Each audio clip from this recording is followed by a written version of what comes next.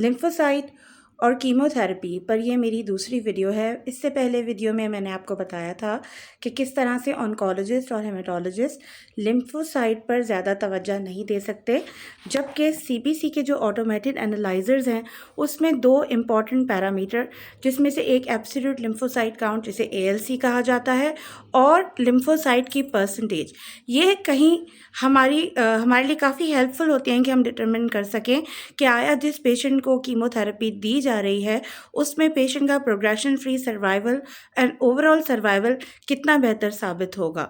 Progression free survival और overall survival का एक बेहतर इंडिकेटर ये है कि एक तो पेशेंट न्यूट्रोपेनिक कितना है, लिम्फोपेनिक कितना है। ऑल्दो लिम्फोपीनिया के ऊपर ज़्यादा लोग बात नहीं करते, इसमें बहुत ज़्यादा रिसर्च गैप है, उसकी वजूहात भी मैं अभी आपसे डिस्कस करती हूँ।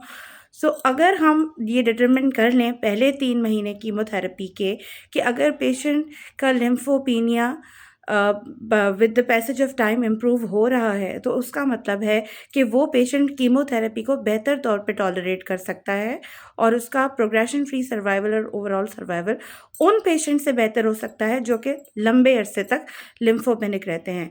लिम्फोसाइट में इतनी गैप क्यों है, इस पर इतनी ज़्यादा रिसर्च क्यों नहीं की जा रही?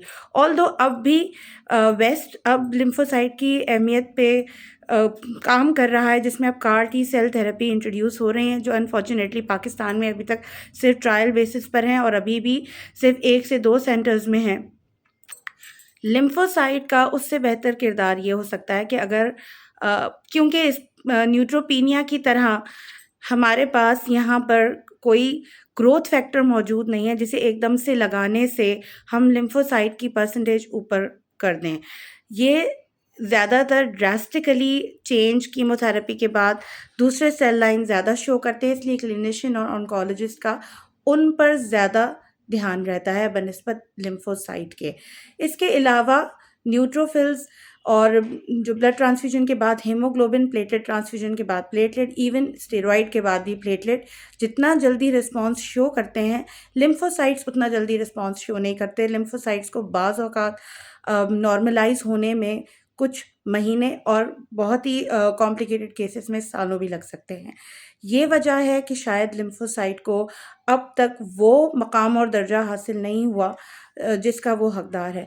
कुछ केसेस में ये बात भी कही जा सकती है कि जब इनिशियल कीमोथेरेपी प्लान की जा रही थी तो इम्यून सिस्टम जो कीमोथेरेपी पैराडिम था शायद उसका पार्ट नहीं था, इसलिए लिम्फोसाइट पर ज़्यादा फोकस नहीं किया गया। लेकिन अब वक्त आ गया है कि हम लिम्फोसाइट की अफादियत को पहचानें और उस पर काम करें ताकि हमें फ़ायदा हो।